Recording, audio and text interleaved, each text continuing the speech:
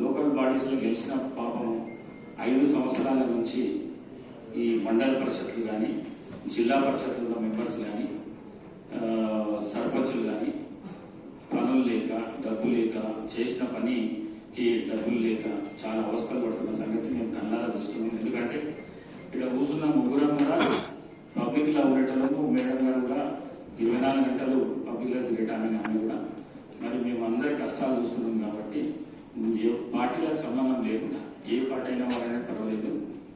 మరి వారు ఎక్కడెక్కడ పనులు చేసి చాలా కష్టాలలో ఉన్నారో వాళ్ళందరినీ తీసుకొని వాళ్లకు ప్రభుత్వం నుంచి డబ్బులు ఇచ్చే కార్యక్రమం తప్పకుండా చేస్తామని చెప్పేసి తెలియజేస్తూ, ముఖ్యంగా అధికారులకు నా సూచన, ఇది ఒక స్పీకరు మరి ముఖ్యమంత్రి గారు ఉన్న జిల్లా కాబట్టి మీరు అలసటగా ఉండకుండా సమన్వయంతో పనిచేసుకుంటూ మీరు ముంగలికి పోతే మాకు కూడా డబ్బు తీసుకురావాలి, అభివృద్ధి చేయాలనే ఆలోచన పెద్ద ఎత్తున ఉంటుంది. కాబట్టి మీకు నా రిక్వెస్ట్. మీ పిల్లలు ఇంటర్మీడియట్ మరియు ఎంసెట్ చదువుతూ సబ్జెక్ట్స్ లో కన్ఫ్యూజ్ అవుతున్నారా? కాన్ఫిడెన్స్ లెవెల్ తక్కువగా ఉందా? రిపీటెడ్ మిస్టేక్స్ చేస్తున్నారా? అయితే మీకోసమే ఉంది Rise app. 1 lakh question bank, performance analysis, online classes by experts, ఇంకా మరెన్నో ఫీచర్స్ తో మీ ముందుకొచ్చింది Rise. Rise, the perfect guide.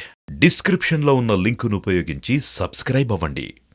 అధికారులకు మంచి మంచి ఆఫీసర్స్ ఉన్నారు, ఎవరు తప్పలేరు. మరి జిల్లా అధికారి కూడా చాలా active and young and dynamic ఉన్నాడు. మరి అదేవిధంగా రాహుల్ శర్మ గారు కూడా అదేవిధంగా ఉన్నారు.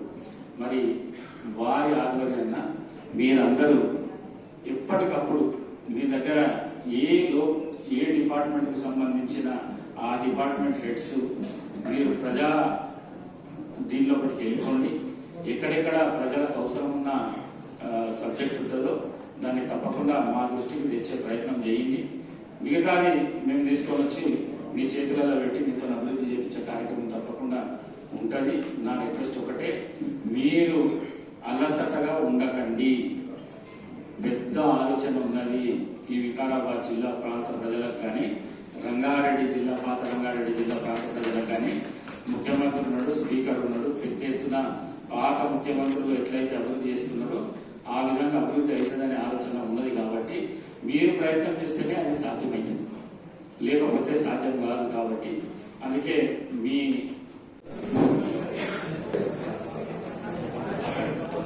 జడ్పీటీసీలు అందరూ గౌరవ స్పీకర్ గారు సన్మానం చేయడానికి కాంట్రవర్తుల గారు, వెంకట నాగిరెడ్డి గారు, ఎంఎస్ గారు, దారాసింగ్ నాయక్ గారు జరుగుతుంది. గౌరవ కలెక్టర్ గారు స్పీకర్ గారిని సన్మానిస్తున్నారు. తదుపరి జడ్పీటీసీలు అందరూ కూడా